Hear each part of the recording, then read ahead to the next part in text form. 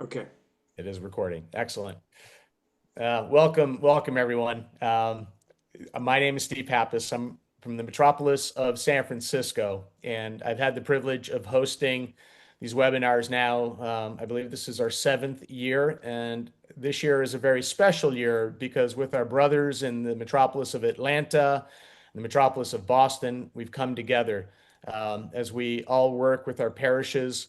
Um, I also have the opportunity to be within the Orthodox Parish Leadership Ministry that Steve Tibbs has established here in the metropolis of San Francisco. And we really look to strengthen our parishes. And as I often say, our stronger parishes make for stronger metropolises, make for a stronger archdiocese, and most importantly, a stronger faith here in the United States. So this evening, as the host, I will monitor the chat. So we welcome any questions, comments that you may have in the chat. We'll try to get as many questions as we can and make this as interactive as possible. We aim to go for 75 minutes. So 6:15 Pacific, 9:15 Eastern. We'll probably do a closing prayer at that point and still stay on if there's additional questions or dialogue. We don't want to cut off any dialogue, so maybe we'll have sort of the post webinar time there to discuss anything. But tonight is the second in our series. We started this year's series last month. Tonight's topic is on from vision to vitality. Strategic planning is a parish catalyst for change and connection. And it kind of keeps the themes from the last month also. So we're sort of the continuation with some um, examples and case studies that are going to be shared both with Father Tom Tsagalakis out of Shoreline, Washington, and then Christina Mijas, who is from also Seattle, but from the Assumption Greek Orthodox Church in Seattle. Our lead here and lead presenter will be Steve Tibbs. So I'll turn it over to Steve. But first, Steve, maybe opening prayer. Father Tom, I don't believe His Eminence has been able to pop on. So if not, Father Tom, if you can give us your blessings. And I must apologize when I was on mute. Christos Anesti, everyone. Halidos Should Anesti. have started there. So, You Father did. Tom. It's great to be here. It'd be great if everyone put it on mute because we're gonna chant Christ is risen together, right? Christ is risen from the dead, by death trampling down upon death, and to those in the tomb he has granted life. Christos anesti anesti et et necron, necron, thanaton, thanaton, baptism, baptismas, geti, masi, masi, zoe, Zoe paristamenos. Lord, we're so grateful for the gift of your resurrection. May you guide us into your light, that we may shine your light, that we may be containers of your light, that you may guide us as we build our churches to glorify you in all things. We thank you for all the people here and for the churches in the great America. Amen. Amen. Amen.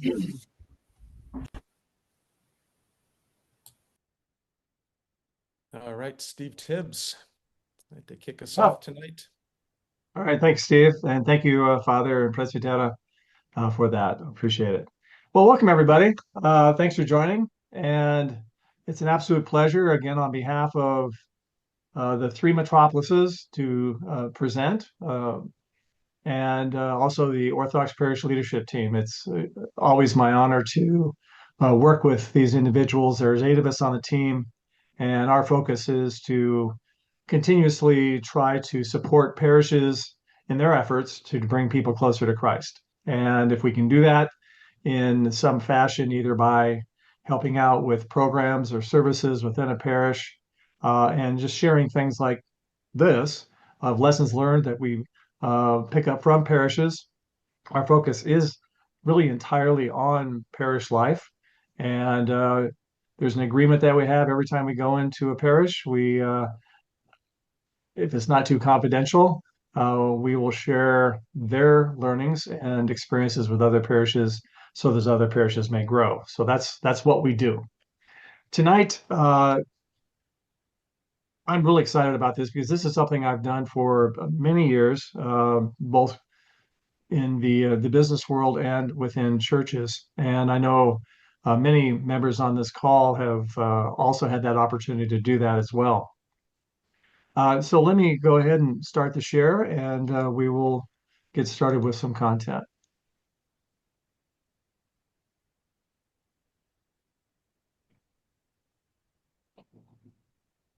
All right, and I will introduce the speakers as they come up.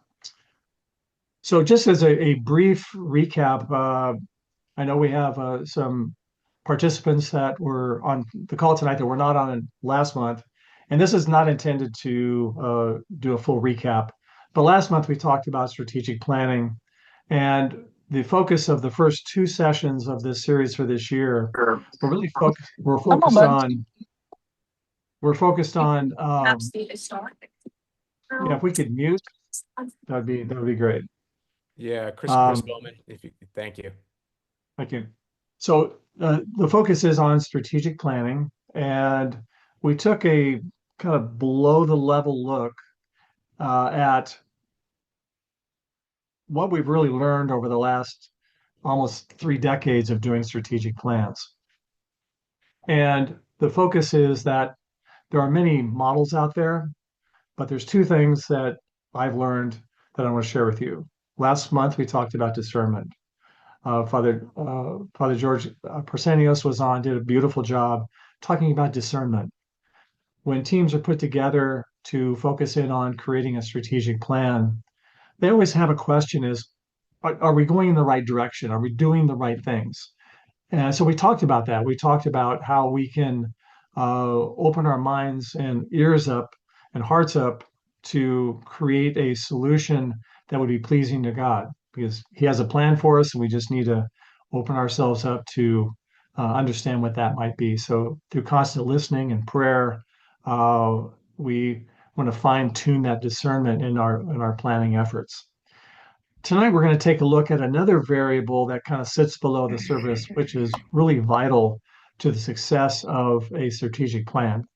And that is moving from vision to vitality. It's the strategic plan as a catalyst for change and connection. It's not uncommon for a parish to shy away from the term strategic plan. Why is that? Well, because it clicks something in parishioners that is immediate resistance. As soon as they hear the term strategic plan, what they're reacting to is their perception that things are going to change. And frankly, if you're not willing to change, you ought not do a strategic plan, because the strategic plan will bring that opportunity for change in the parish. But we're going to talk about how individuals respond to change, how to position that, and how to get the most out of your strategic plan. And I'm going to put a little asterisk on that.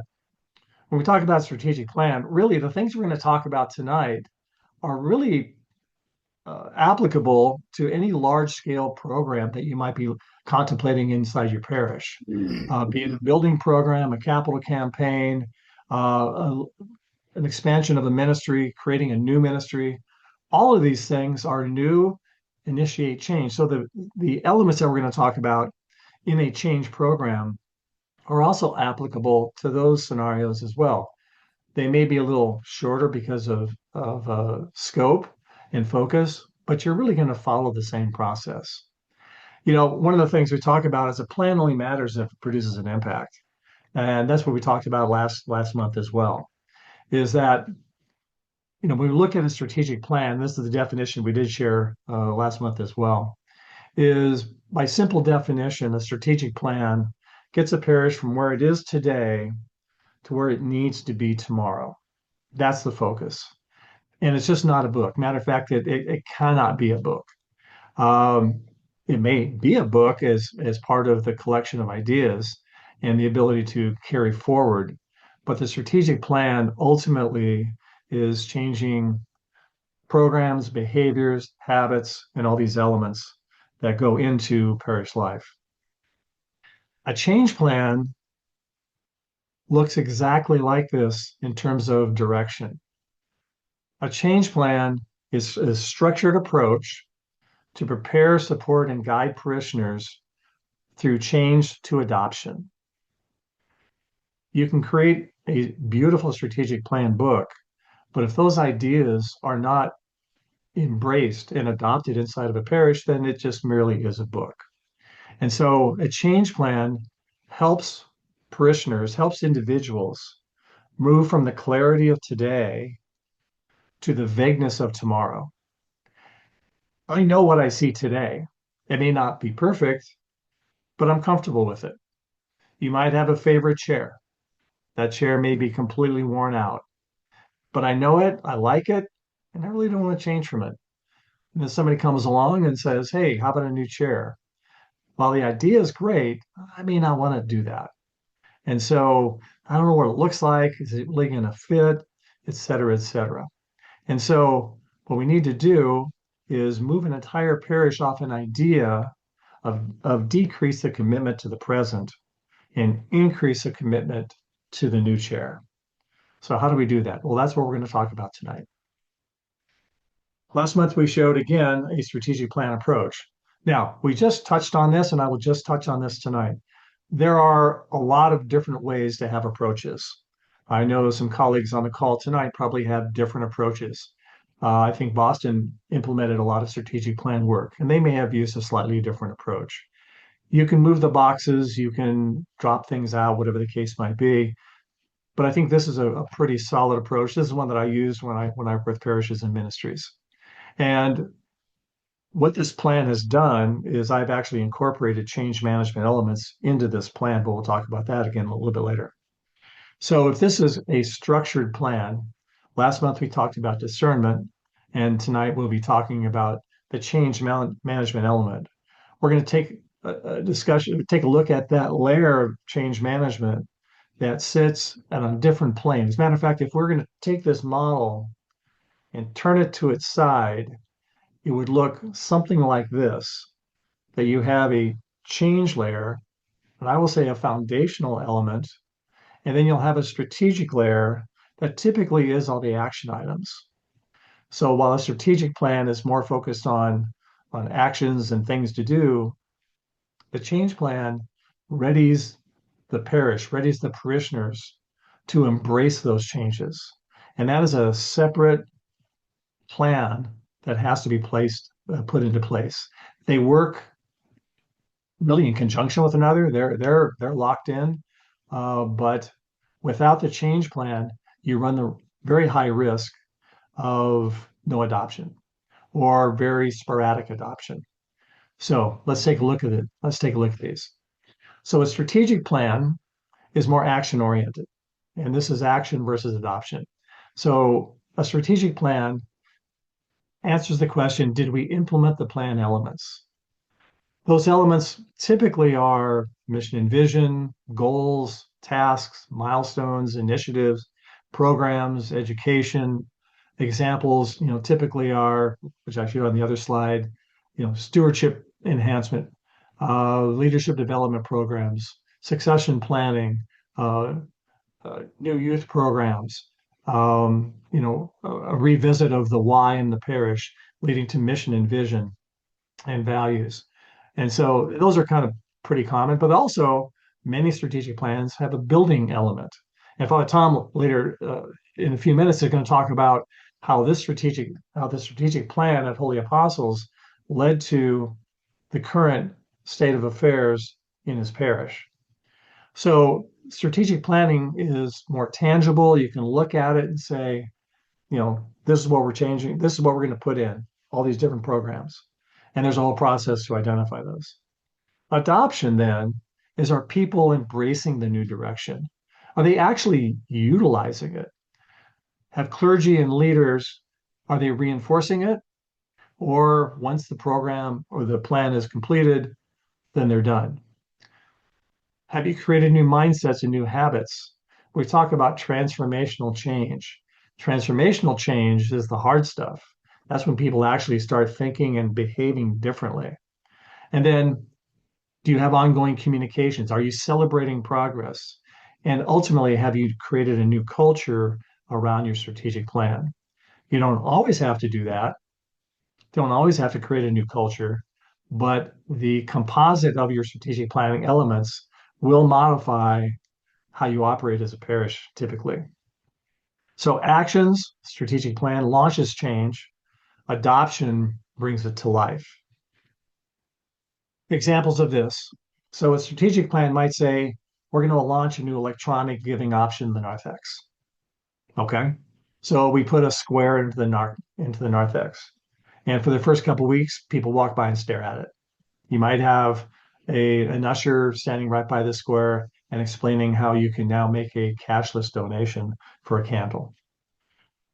When it's fully adopted, that usher doesn't have to stay there anymore. You probably have 90% of the donors using the square. And so they have consistently adopted the new system and they don't even think about it anymore. As a matter of fact, they're to a point where if somebody comes in and doesn't know how to use it, a parishioner can train them on how to use it. That's an example of a solution and adoption. Others are leadership development programs. The program is celebrated. Ministries become actually more effective due to the improved development of its leaders. Adult religious education, you have a new awareness, you have a new language, and parishioners are now encouraging other parishioners to participate in the program. The strength on actions, it shows quick, visible progress. We can start a leadership development program in 2 weeks, we publicize it, and it's done. Check. The hard part is to show the lasting transformation of that program. And that's one of the downsides of actions is you can create an illusion of success without any real change. We could check off a box in a strategic plan that says we've done this and we've done this and we've done this, but we're not really transforming anything. From a change plan perspective, it's real lasting transformation because we have changed the culture and the way that we view things, the way that we behave. The risk is slower to see results, and sometimes those results are really hard to measure. Sometimes they're really hard to see. So it requires a really intentional focus on the movement going forward. All of a sudden, the strategic plan got harder, right? Because I just want to do a book. I don't really want to worry about the implementation. On the plan that I showed you previously, a couple slides ago, the plan creation was only the fourth step. Steps 5 and 6 in that were implementation and ongoing management. And that's where the additional hard work is and focus, but that's where you're going to get all the benefits. So we have strategic plan, action, very important to do. You have to identify things and put together a rigor around that. Change plan is helping parishioners work through the change process and fully adopt it. So let's take a look then, a little deeper dive, because that's the focus of tonight on change. What are the elements of change and what are some of the things that we can do to create that foundational layer of change? One of the things that I think is extremely important is from a parable to base the recommendations on is the sower of the seed. I'm not going to read all this to you. You probably are familiar with it. But basically, when sowing seeds, you have to make sure the soil is prepared. If thrown onto dirt, it'll wither, it'll get baked by the sun, the birds will eat it. If thrown into a thorny patch, the weeds will grow up and choke it. Think about that in parish life. If you have multiple programs and you want to start a new program and you don't give it that intentional focus and nurturing, it's quite possible other programs will just choke it out for visibility, not purposely, right? But it just won't get the nutrients that it needs to, and the care it needs to really grow. But we will make sure that all of our programs that come out of a strategic plan are placed into that good soil. They produce a crop 100-fold, 60-fold, or 30-fold, and they become successful because it takes a lot of work to do this. So with this, then, change management is really preparing the soil. So let's look at those elements of how we prepare. So if we looked at from a change management perspective, here are some questions that you can ask yourselves as you're beginning the strategic planning process or preparing. The first one is to look at the magnitude of the change. Simply, it could be small. It could be putting a new church management system that may impact a half a dozen people, but it may be a very large change for those half a dozen people. It may have slight impact or lesser impact on donation reports that are given to the parishioners. That's just a kind of a format look.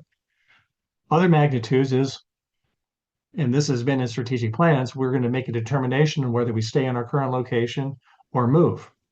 Huge level of order of magnitude. It's going to touch all parishioners. So that's going to be a little different strategy from a change management perspective, but kind of doing the same things. And I'll touch base with those in a second.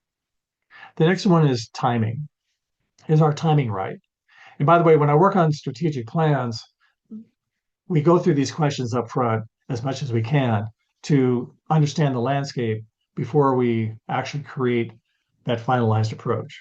From a timing perspective, is the time right? What do we mean by that? Well, from a leadership perspective, if you have a tenured leader, either in a ministry or with clergy, there's a higher level of trust or a formation of followership. Is the timing right? Or has a new priest just come in, or have you just turned the leadership of the parish council over to a new parish council president or executive committee? And they haven't had time yet to develop that relationship before tackling a very large order of magnitude, like potentially moving the church or doing a major capital campaign. So the timing also is looking at other programs where they are in their life cycle to make sure this new seedling doesn't get choked. The other one I ask is history. What is your history of strategic planning? Believe it or not, this is pretty close. This is not an actual photograph, but this is pretty close to one parish when I sat down with the strategic planning leadership team and the priest. And I said, "Have you ever done a strategic plan before?"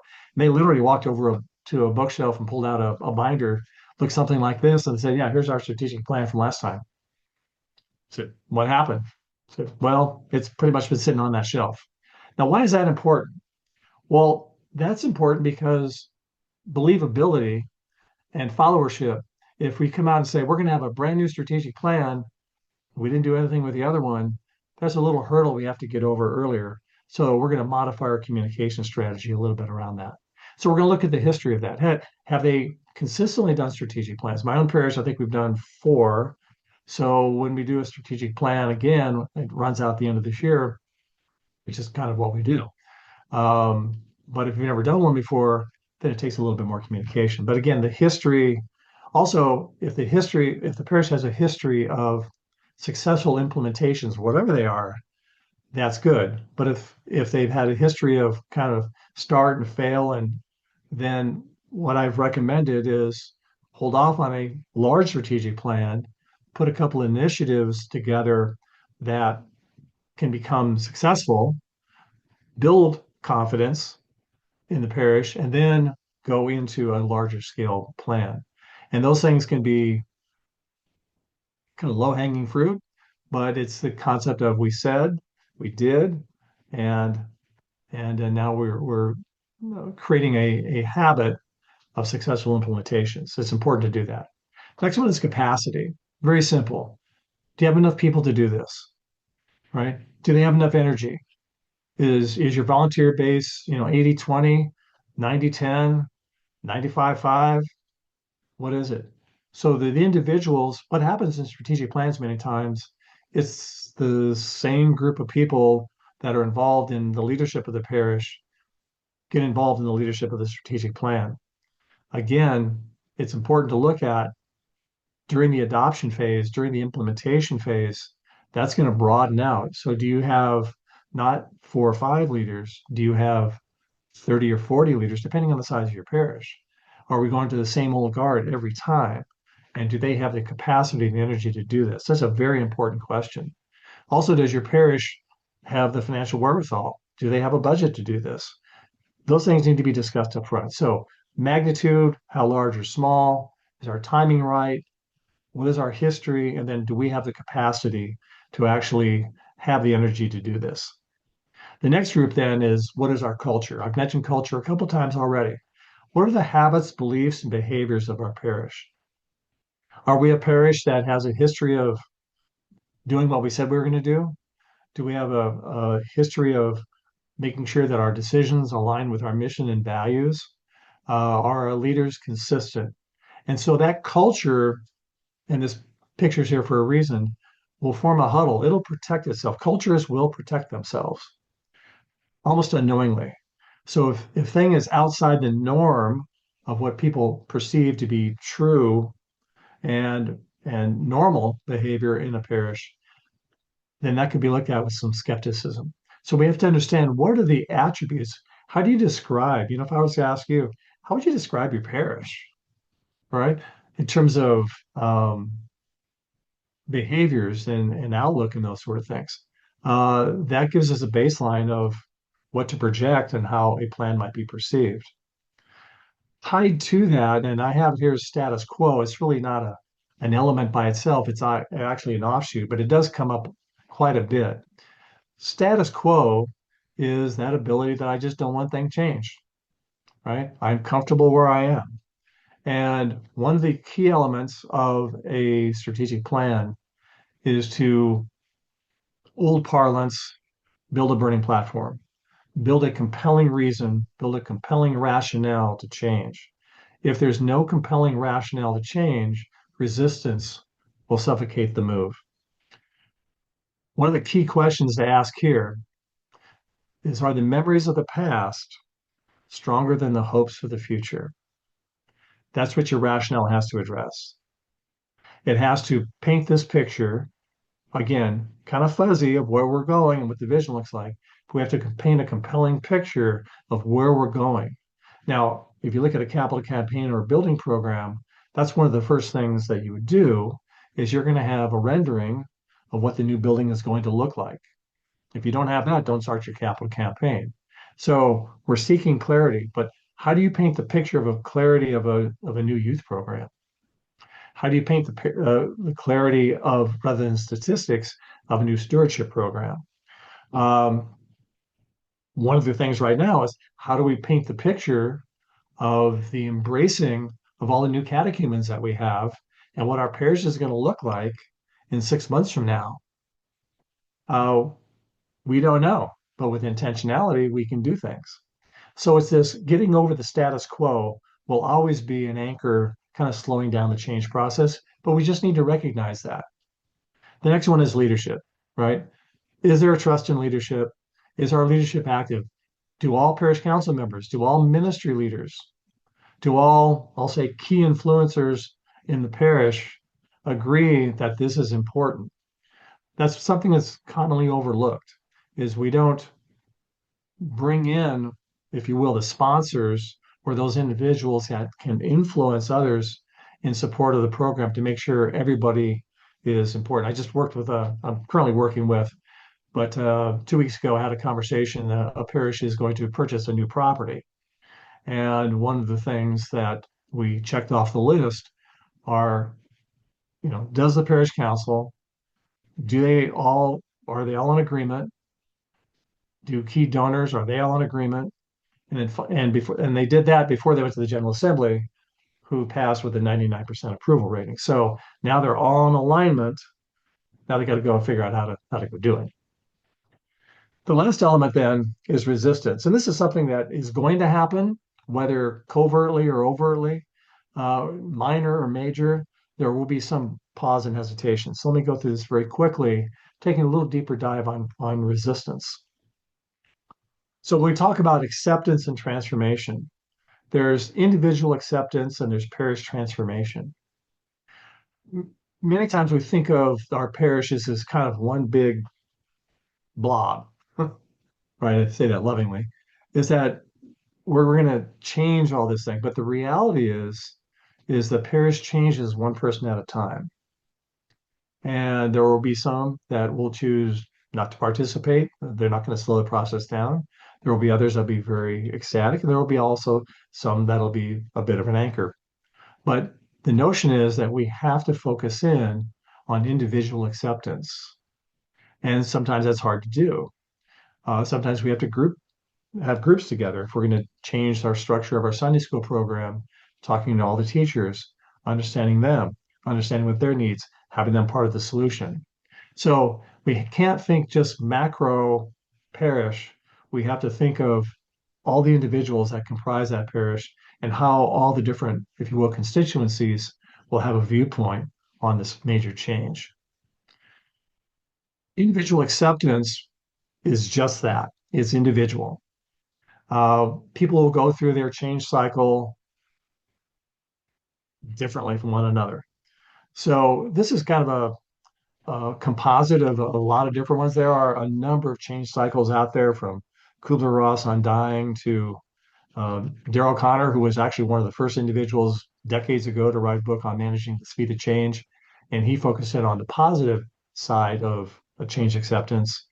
There's John Cotter, there's a bunch of them. Again, whatever process works best for you, just understand that individuals will be going through this process. They're going to go through some form of awareness.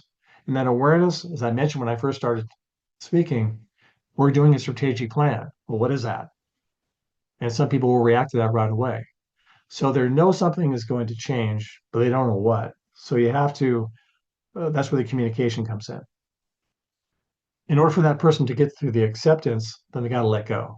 They got to let go of that old chair. They have to recognize that it's time to move on. Again, through interaction and change and discussions. And then there's a disorientation. I think the square is a good idea. I understand that I rarely use cash anymore, but I don't know how to use this. All right. What am I supposed to do? So things are no longer what they were, and yet I don't know exactly where we're going with this. Um, COVID taught us this tremendously, and we all got through the other side very well. Why? Because we were all together in Christ and worked together. Then there's a reappraisal. You take a look at the situation, you assess your options. Well, you know what? I think the square works okay. I'll continue to use it. I don't have a debit card. I don't have a credit card. I should probably go get one of those. Or I'm just going to continue to use cash because that works for me. And then the commitment. You reconnect with a sense of purpose. So this is a kind of a longer model, creates a long period of time, but also hopefully increases the engagement as you go through. However, this is not the only model. I mentioned Daryl Conner a second ago. He created the positive approach. There are some individuals in your parish, when you mention change, their first response is, that's fantastic. Let's go. They don't care about all other stuff. They're going to make it happen, right? So they go from awareness to commitment very quickly. And I don't mean that they're ignorant of it. I'm saying that that's just their attitude, right? So it is possible to have individuals that are very accepting. Matter of fact, on this model, there is an actual curve that you can track in your parish should you wish. And again, looking at kind of large scale trends, if you look at an adoption model here, about 5% of your parish trailblazers, right? They're the ones that are out there seeking change. They're bringing in new ideas, and they fully embrace change at all the time. Then you have early adopters, about 10 to 15%. They're the ones that will try it first. Uh, they're not afraid of figuring it out. And then you're going to get the early majority, maybe a little bit more testing, but their orientation is positive. That is about 50% of your population. Again, some may not have any opinion because it doesn't pertain to them. And that's fine too, right? That's going to be the late majority. The late majority is they're going to just either not engage or wait to be told or put on a platter for them, or maybe have some skepticism and have to be won over in the change. And then you got about 5 to 10, which is nope, not going to do it, right? I just don't want to change. We're not going to do it. I'm not interested, that sort of thing. A big mistake that change leaders make inside of parishes and in business is they focus in on that 5%. The reality is If they're not going to change, there's very little likelihood you're going to change them. The focus should be near the midpoint of that late majority. You want to get them over the line. If you get them over the line, then the majority of the parish is going to be moving forward and they're going to create this wake to pull people through. But that 5%, and you know people in your parishes that have said, 20 years ago, we never should have done that, right? And that's just, you're not going to change them. So we have to accept that. Now, we do focus in on the lost sheep, but this is a little bit different. We're not talking about their spiritual life. We're talking about, you know, organizational programmatic changes here.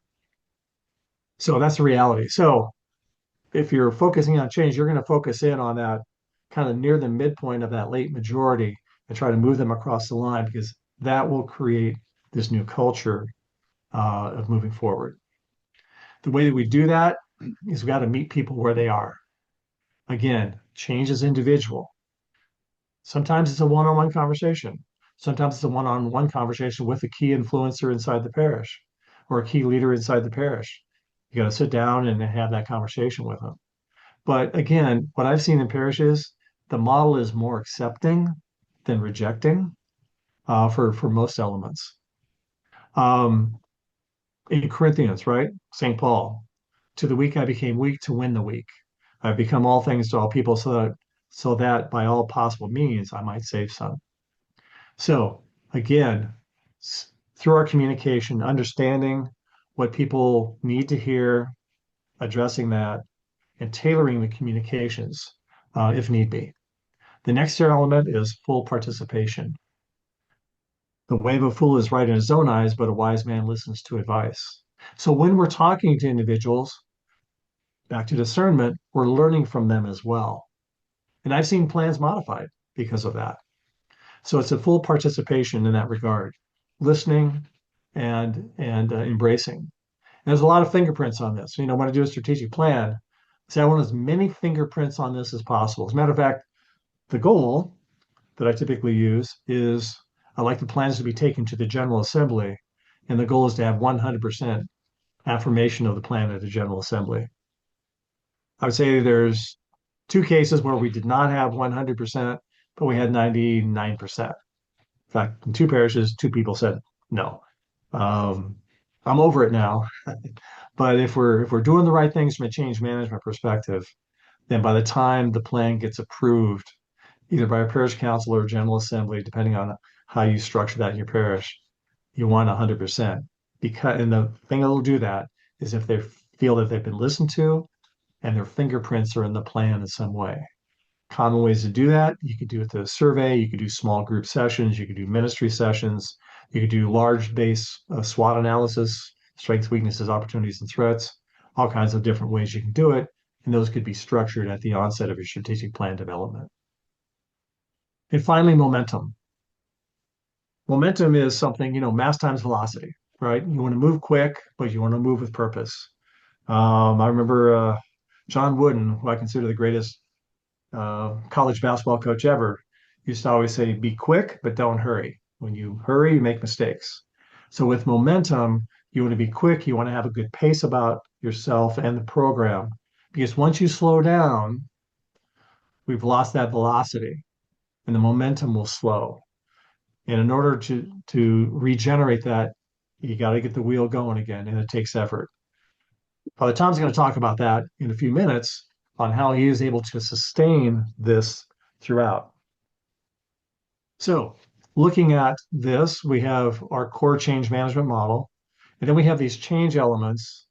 Again, from a foundational element, will kind of sit below this, but all these elements of looking at the areas I just mentioned fall into play here.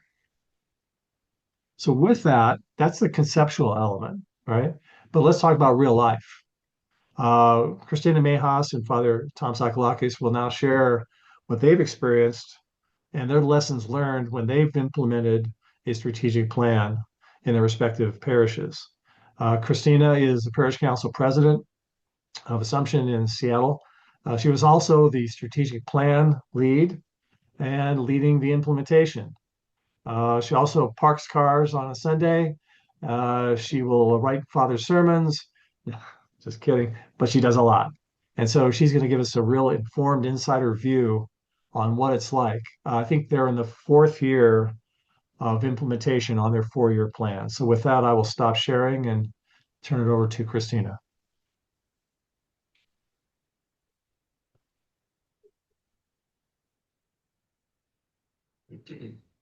Who, by the way, is also a member of our Orthodox Parish leadership team and specializes, her work stream specialization is on stewardship and creating cultures of generosity.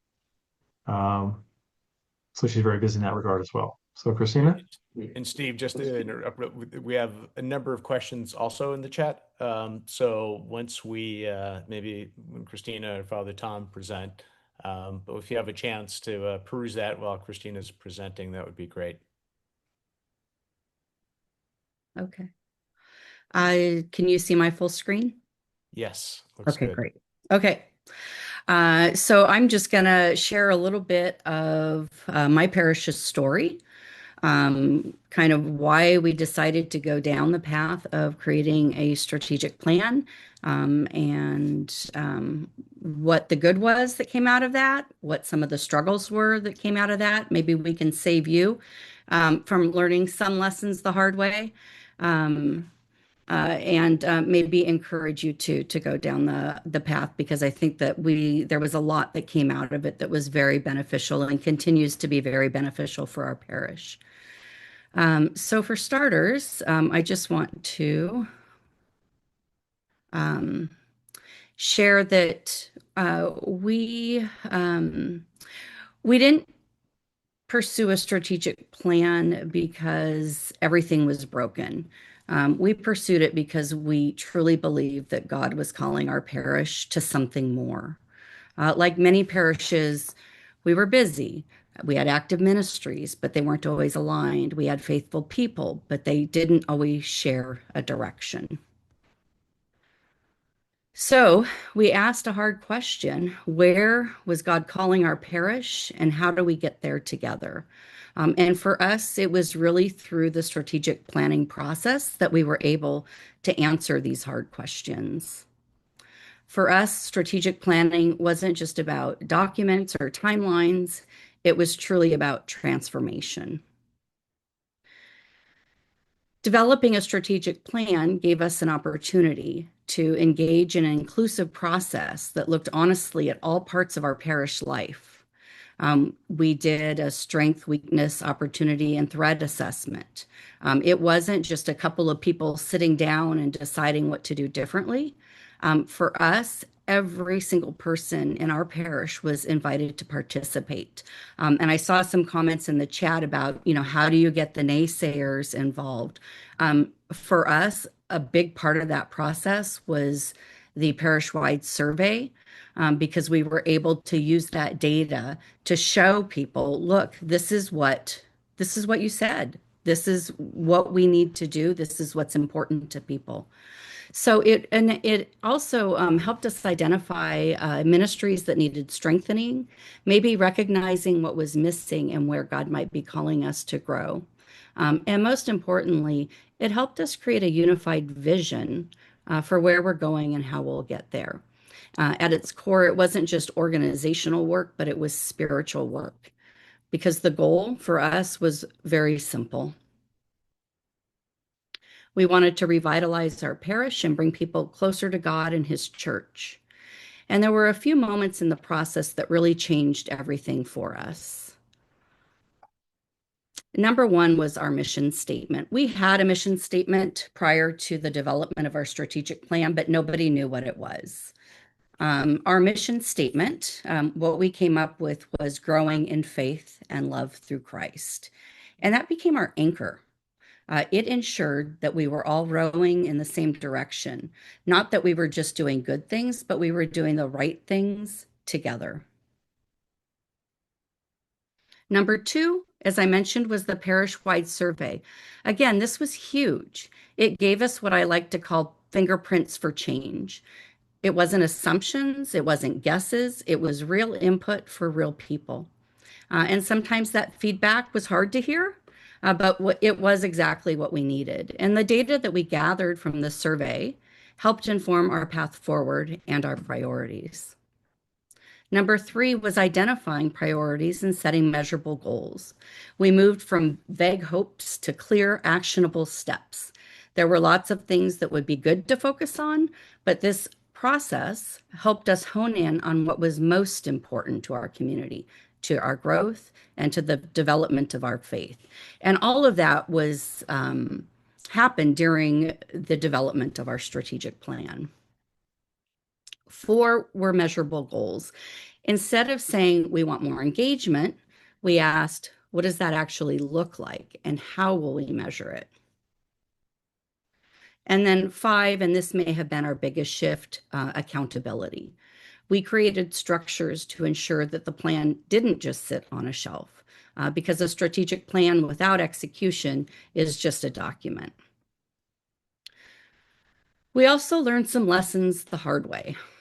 First, your plan, our plan, was too big, kind of in hindsight. And it's really easy to dream big, and you should. But if you try to do everything at once, you risk doing nothing well. So we've had to ask ourselves, what can we really realistically execute well? The second lesson that we learned was that ownership really matters. The people who are responsible for executing the goals must be involved in developing them. And this is a mistake that we made. We had a group of people develop the goals, and some of those people stepped out of the process. And what happened was we tried to find other people to lead those specific goals, but they didn't have buy-in. They didn't understand it. And because of that, those goals had no follow-through. And third, this one's critical. If you don't have someone clearly identified to execute a goal before the plan is finalized, it's not a small problem. It's a sign that you may need to rethink the goal entirely. So if you have a goal and you don't have somebody who's passionate about leading that goal, then maybe that it's not time to implement that goal.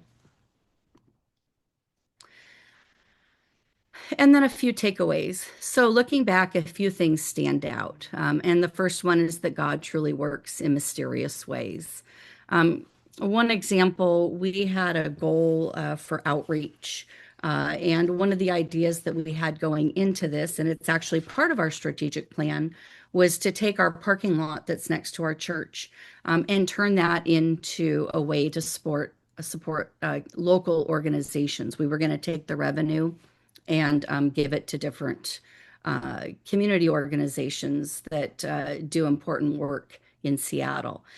And wouldn't you know, we implemented it, that we started the first month. And right after that first month, we got a letter from the city saying that because we were charging for our parking lot, our tax status changed and our taxes were going to go up tenfold in the parking lot. So we had to take a step back and kind of rethink that. It took a while. It took over a year. And after a year, we had a door open up. We had a neighbor reach out to us because we had some security issues going on in the neighborhood. And a neighbor asked us why we weren't doing anything about this. And I truly think that because of our strategic plan, and because we were more outward focused than we had ever been as a church, we knew that we wanted to connect with our neighbors. We just didn't know how we were going to do that. We looked at that as an opportunity to meet with our neighbors. We met them out on the sidewalk. We ended up talking with them for 2 hours that day. We had, out of that conversation, we organized a barbecue for a 4-block radius that summer, and then decided to turn our planting strips around our church into part of the pollinator pathway that some of our neighbors had already established in the area. And out of that, we actually had one of our neighbors a month ago ask us, the church, if we would stop maintaining our parking strips because there wasn't enough work for the neighbors to do. They wanted to take care of that area for us. So again, there were moments of uncertainty and delays, frustration and defeat. But in hindsight, you can see God's hand in all of it. The second takeaway is that a strategic plan is not static, it's dynamic. That was a great example for us that you have to grow and adapt as your parish grows and situations change. And then finally, clarity and ownership equal momentum. As we discussed, if no one owns a goal, it's not going to move forward. But when you have the right people engaged, aligned, and accountable, that's when real transformation can happen. In the end, for us, this process wasn't just about planning, it was about connection. It was about connecting to each other. It was about connecting to our shared mission, growing in faith and love through Christ. And then ultimately, it was about connecting to God. And that's what turned vision into vitality for our parish. I'll leave you with this graphic of the process that we went through to develop and then implement our strategic plan. It's kind of a simple take on what Steve has already shared. But again, listening.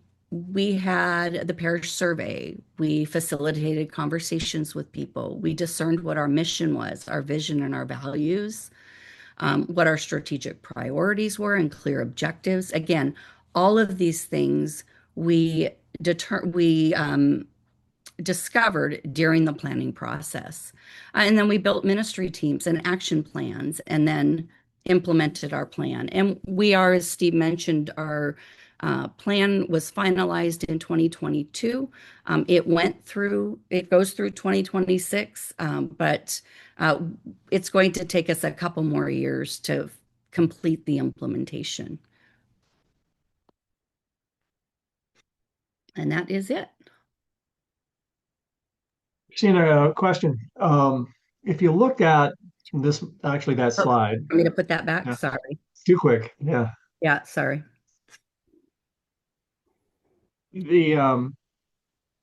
What I've noticed is that some parishes get so rather fixated, and I don't mean that in a negative term, but they get fixated on the action plans and they kind of miss Really, really well That done. was really done. the things to the left.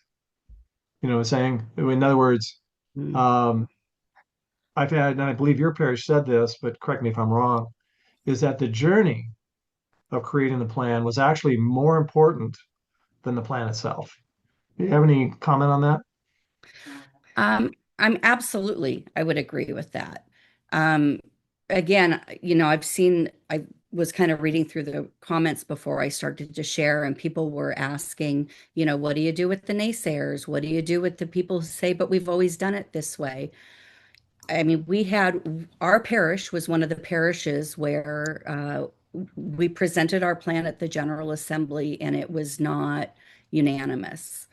But I think that the process that we went through uh, gave us the tools that we needed to deal with that. We were very clear when we started about why we were starting on this process. And that was a story that our priest told. He told people, look, I've been here almost 20 years. Every time during liturgy, I turn around and I look at all of you sitting in the pews year over year. It's getting smaller. The people are smaller. Like this change, we cannot sustain it. We have to do something different. And so, that story was was a big part of how we helped our parishioners understand why we were going through this process. Our mission statement was key because now when we are wanting to do something new in our parish or deciding about whether or not we should change something or keep it, we go back to our mission statement, growing in faith and love through Christ. And we ask ourselves, is this something that's going to help us grow in faith and love through Christ? Our To give you an example, our dance ministry stopped during COVID, and we had a couple of parishioners who wanted to bring it back. And we thought about it and we talked about it. Did that ministry help us grow in faith and love through Christ? While it was lovely, what we noticed was that the kids who had participated in it, they never came back after high school. And what that made us realize is that putting attention to that ministry right now was not going to help us further our mission. Um, and then, having strategic priorities and objectives, going through the SWOT analysis, all of that was so incredibly helpful in helping us focus in on what was really important. Sorry, that was a really long answer. I think paraphrasing your answer is yes. Yeah. And actually, there were a couple of, I did look at the chat questions, and I think the leading questions, if I had to summarize a couple of them, was what do you do with influential naysayers? Mhm. And I think you address that is that you create through inputs this notion that the majority of the parish wants to go this way. Mhm. You're transparently sharing the findings of a survey. And by the way, if you do a survey, I say you always don't do a survey unless you're willing to share the results, good or Mhm. bad, right? But in experiencing uh, the established naysayers, if you will, or those that just didn't want to change, um, you create this, first of all, acknowledge and thank them for their efforts, Mhm. acknowledge that they've got experience that can be applied, ask for their help in creating that solution, Mhm. because if they feel that their fingerprints are on the direction, then that'll diminish their resistance. But also, sometimes you have to create this compelling reason to change. And I'm gonna actually give the quote that Christina's priest shared with me because it was seared into my head when he said this.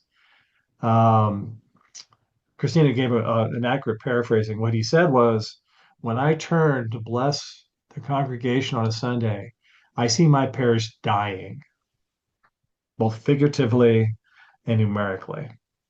That we are just getting smaller," and that's what Christina said. But when he said, "I see my parish dying," they said, "and I don't know what to do about it." That's a pretty compelling reason to get a change plan in place. And so, by the way, I've asked the priest to, if for his blessing to share that quote, and he's given it. But it's yeah, it's that create the compelling reason, create that momentum around direction, and then also don't cast the people off to the side because they will continue to shout. Mhm. Bring them into the fold. And sometimes it's going to work, and sometimes they're going to be that 10% or 5% that is just, nope, I'm not going to support it. And unfortunately, we have to live with that.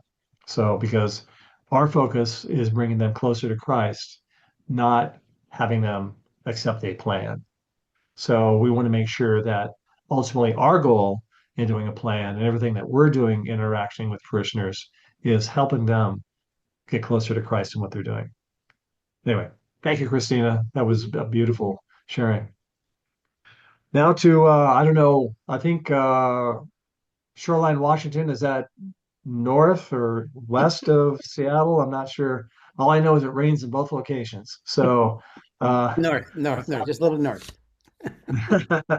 so Father Tom and Presitata, Patsock welcome, and Thank you. would love to hear your story. Well, the story is I want to go to Christina's church. There's my story.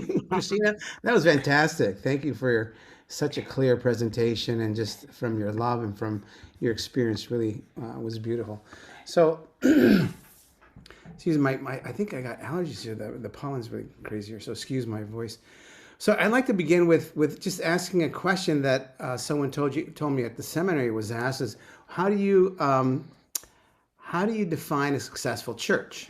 And so it was a midterm exam, and people came back, and a successful church is something, a good Bible study, a vibrant youth program, active philoptochos, a magical, beautiful liturgical life. But he says, all these are great. And he said, to measure successful church is determined on how well the community loved Christ and one another. To build a community of love, he said. How is it that we're building a community of love? So whatever we do this with strategic planning, for us, it was always underground with everything that we did. How well we build a community of love in Christ. So we first started in a Episcopal church, Church of the Redeemer, and really quickly, just a quick rundown of what happened with us. 7 years, we grew in a beautiful way. We had programs. Yeah, we had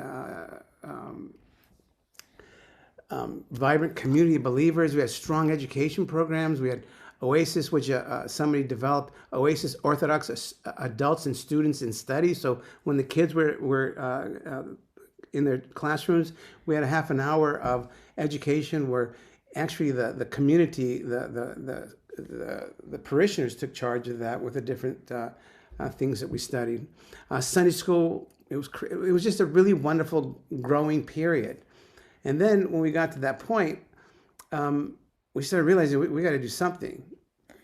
And part of that process when we were building our church or building the community, we worked with a woman named Laura Paulus who came and did exactly what Christina Mijas's community did, is the survey. And we had everybody give voice to what they were sharing and what they were experiencing in our church. And it ended up being a really wonderful listening session, discerning, allowing us to focus on what we really needed to do, and brought people together. And That's it was a very positive experience for us. So, and then what happened? And then we recognized, oh my gosh, we're just going all over the place. There's really no focus. A lot of good things are happening, but it wasn't really thought out well. It wasn't planned very well. So we realized we needed stronger leadership alignment. We wanted to have a clear vision of what we're doing, because what we're doing was great, but it was just happening. Rather, it wasn't executed in a way that we had foresight. We need, like I said, we needed intentional planning. So that's when we had the opportunity to work with Steve Tibbs, and that's when the doors opened. Mr. Superman came into the picture. This is your new graphic, Steve. This Steve. New graphic, Steve, that even has your first letter on your name there, Steve, or is that Superman? I'm sorry, I forget who's which. But anyway, when Steve came in and just his demeanor, he said, we're going to come in and we're going to open the doors to allow people to have a voice. And I think when we have a voice, and when people have a voice and they feel listened to and seen, that's such a huge thing in a community, because most of the times priests make decisions or parish council make decisions. So we wanted people all to get involved. Excuse me. So what did we learn from that process? It was simple. So we learned is that timing matters, the power of pausing. So that's in a way what Steve did. We had a friend of ours who coached baseball. He says, gentlemen, he's a baseball coach. He goes, gentlemen, timing is everything. Timing is everything. And it reminded me of a story of if you want to be a surfer, you can go learn about surfing. You can go buy a wetsuit, buy the best surfboard, and you need to go out to the ocean. And you got to watch for a wave. And for us, the wave that came in was, we got to stop and reflect on how we need to be moving this church. So we kind of caught the wave with Steve helping us ride the surfboard on this wave that helped us find direction. And we'll unpack that as we go through this. And and Karen has our past president has just a few thoughts that she wanted to share. I'm Karen DeYoung, past president of Holy Apostles Parish Council. The strategic planning process helped our parish council organize our goals, served to strengthen our identity, helped us recognize and articulate the beauty already present in our parish, and challenged us to build upon it with intention and hope. And it also challenged us to articulate with clarity and authenticity the values that define our parish community. It helped strengthen our identity, aligned our parish to a common vision, deepened our connection with one another, and set a clear path forward as we continue to build not only a physical church, but a vibrant and faithful community. At the core of this process, it called forth purpose and devotion. Like the mission statement, to know, love, and serve Jesus Christ, this is the heartbeat of the Parish Council.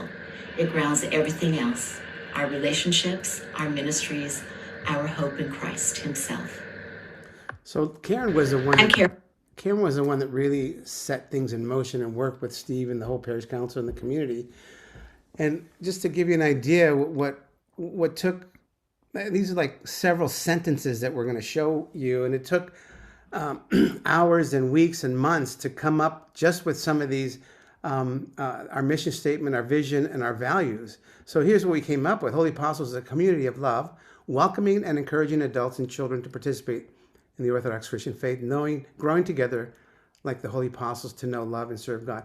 Now that was through a lot of back and forth, and somebody wanted something else, and we all prayerfully came up with this beautiful mission statement. Our vision was to grow Christ Church by expanding a community of love. That was at the center of everyone that was speaking with us. We got to find ways to embrace and love. That was our guiding light, giving, leading, and serving, welcoming all people to experience the healing love of Christ. Again, it's not just coming to church, coming to go to church. We want people to want to come worship the God that gives the life that they have, the breath that they have.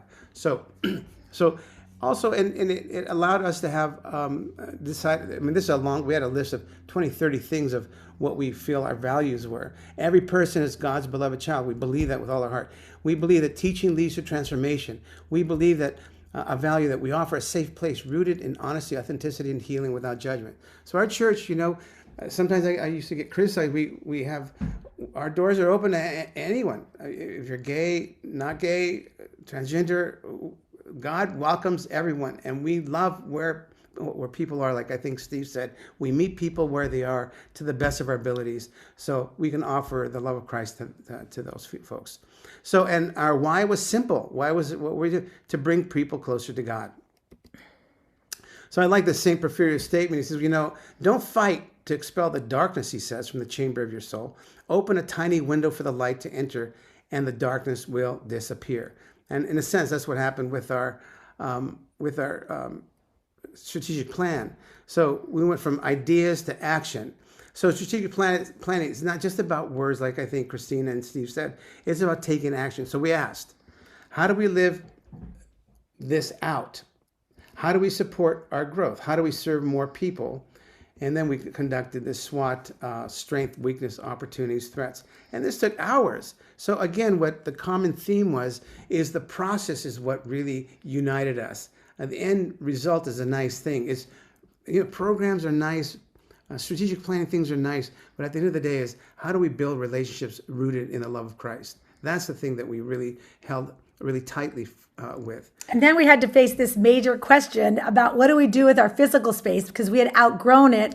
We had grown so much. And then we had to figure out, okay, now we have to have a capital campaign. We have to figure out how to raise the money to build and expand our church. So there were big decisions for our future and for our home. So in the strategic planning committee, as we did this, we really were squeezed. We were getting squeezed out of the home we were in, Kenmore. So we had to decide in 2015 if to evaluate our options: do nothing, build a new church on a current property, remodel and expand, or purchase another church. Now, those are the decisions we had to make. And again, strategic plans don't eliminate challenges, but they give you a framework to navigate them. So staying the course through the challenges. Another thing that I think is so important, we developed a communication plan, architectural designs, and a unified proposal. And I got to tell you, I think for me, the challenges that happened with me, like Christina shared, is like, who's going to lead these endeavors? And like she said, you got to have the right person on the right place. And who's on the bus? So I'll talk to you about that in a little bit. But what happens, we decided to go with a building project. And we got it cleared through the parish council and then through the General Assembly, and we were all ready to go. And then we had COVID hit. And that kind of put a kibosh. And for me, I think, hindsight, looking back, that would have been probably the best time to build, because we had the church was pretty much empty because of the laws, and financially it would have been better. And that's another thing that we realize today. People would say, well, we could have done, should have done 10 years ago, 5 years ago. And like I said, timing is everything. I don't know why we decided to do it this year, but we launched into our building program this year.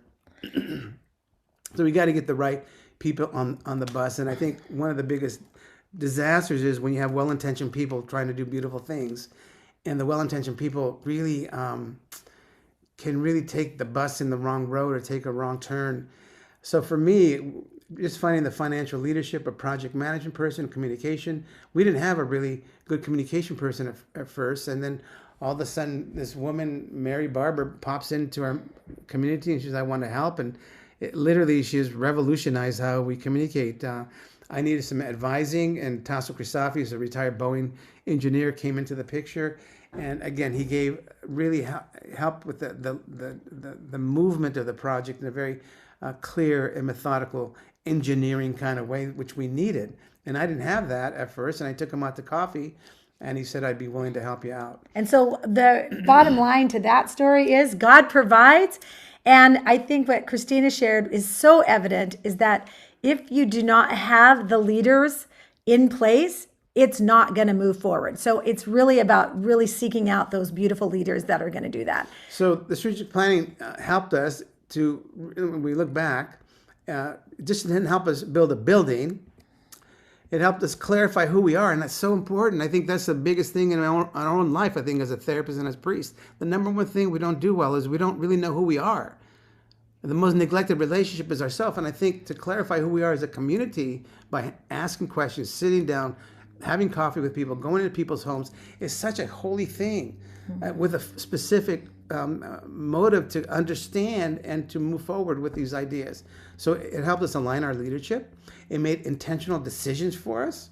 It was just scattered. It was methodical because we had the prompts that we had to respond to. We stayed grounded during uncertainty. And most importantly, it helped us live out our calling as a community of love in Christ. It really did. It really was a phenomenal movement in that direction. So letting in the light, like St. Porphyrio said, we didn't try to fight every difficulty. Instead, we focused on trying to be clear, trying to really, whatever it is, we respond out of love, whatever the conflict is. And there was conflict. There's always going to be conflict. I always tell people conflict is beautiful because it invites an invitation for us to respond to the differences in a holy way, in a healthy way, in a way that we can resolve those challenges, and gave us purpose. And really at the core of it, it really was rooted in Jesus Christ. And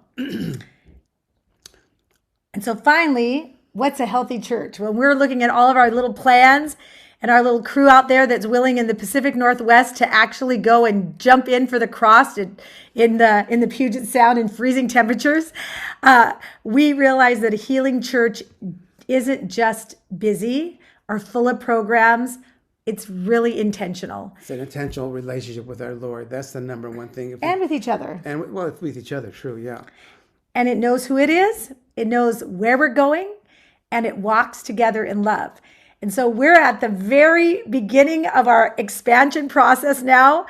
We've raised almost $3.9 million. 4.8. So if anybody has an extra million to give us, we're ready for some donations. And Steve said, this one person that's not of our parish, he comes in and says, "Father, I want to help you out." He drops $500,000. Another woman that was sick donated to all the three churches and all the two churches, and she included us, and in her will she left $300,000, which was really, was kind of stressed out. How are we going to make that difference up, and how are we going to really attain that? So again, like I think Steve says, God does provide, but we have to have the openness of our heart to see and experience that. So I want to conclude with just a few short. This is our groundbreaking, happened December 25th. Break ground and lay a foundation. Make it forever. Our oldest parishioner, almost 100 years old. 96 years old.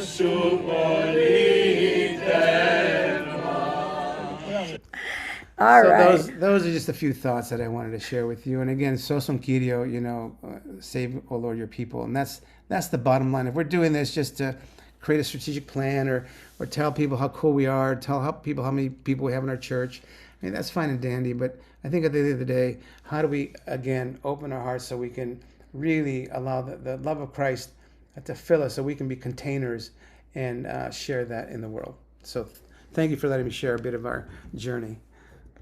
Beautiful, Father. Thank you. Uh, Father, if I had a question, we do have some clergy on the call. Two questions come to mind. One is, what advice would you give to clergy who are uh, contemplating a strategic plan in their parish? What role should they play? And one that I was wondering, your strategic plan, I mean, technically ended in 2022. Christina said hers is going to have an extension as well. How did you keep the momentum going? Because the building program was part of the strategic plan. Yes. How did you keep that momentum going? So, what advice do you have to clergy? And then how did you keep the momentum going? I think there are people in the parish that really wanted it to happen, and yet there's some that didn't. So I think it was.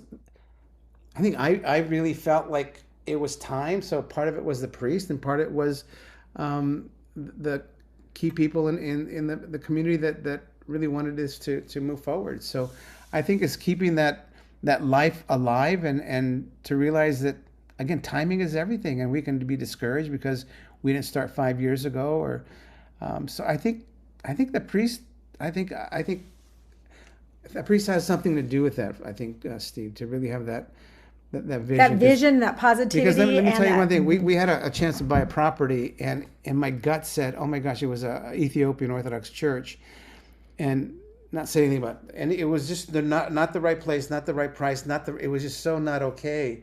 And in my gut, I felt I can't support this, but I didn't want to squash the people's views. Anyway, that didn't turn out. Then we had another piece of property that came up, a dental building, and I said, if you want to make this happen, make it happen. And people are telling me, Father, the Holy Spirit's telling us, is guiding us. We're in the Episcopal Church. We got to lead the Episcopal Church. We're outgrowing this church, and it's here right in front of us. So I know, but the lesson really is listening to your people listen to your people. and trust your leadership, That's because it. you got the right people on the bus. Anything can happen. Yeah. Okay. Thank you very much for great. sharing that. And I love being up there. And it was great to see Karen again. I haven't seen her for a while. So please say hello to her for me. And you really truly were Superman through all this, because Steve, you really helped us get vision, clarity. Yeah, we're Walking us through that process was just invaluable. So thank you so Thank much. you so much, Steve. Oh, you're welcome. And thank you for solving the mystery. I didn't know where the suit was. I left it with It's in you. our So possession.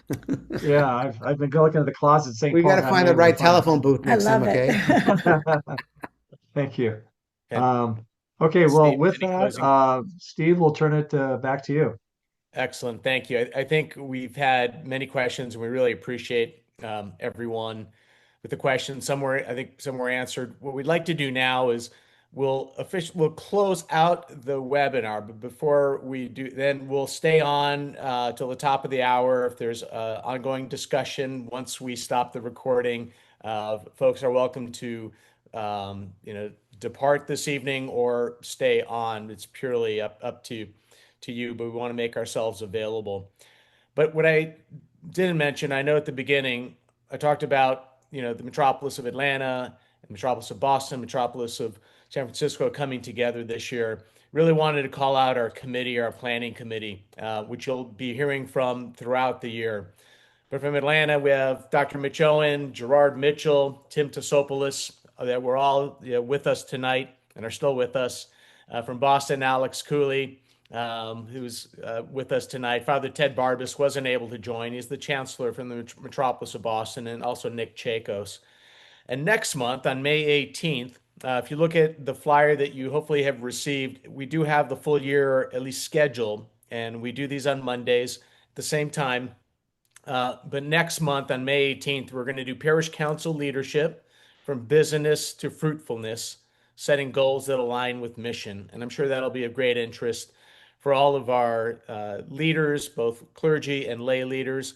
It will be hosted by the metropolis of Atlanta with Gerard Mitchell and Father Mark Leondes from Boca Raton doing the presenting. So we're excited and looking forward to that next session. But just to officially close us out, Father Jim Corderas, as he always does, has joined us tonight, and I've asked Father Jim if he can give us the closing prayer this evening, and then we'll hang on. Like I said, after that, Paul Geekus, if you can stop the recording after Father Jim's prayer, and then we can go a little less formal. Father Jim. Thank you, Steve. Christ is risen from the dead. By his death, he has trampled upon death and to those in the tombs, bestowing life. Lord Jesus Christ, our God, we thank you for this opportunity to gather from across the Archdiocese. We thank you for the leaders of OPL, especially today for the contributions of Christina and Father Tom and Presbyter Pat. May their ministries and the ministries of OPL be blessed. And in all things, we always give the glory to you. Amen. Amen. Thank you all for joining this evening. Again, feel free to leave and continue your evening or stay on if you have any questions for Father Tom, for Presbyter Pat, for Christina, for Steve Tibbs.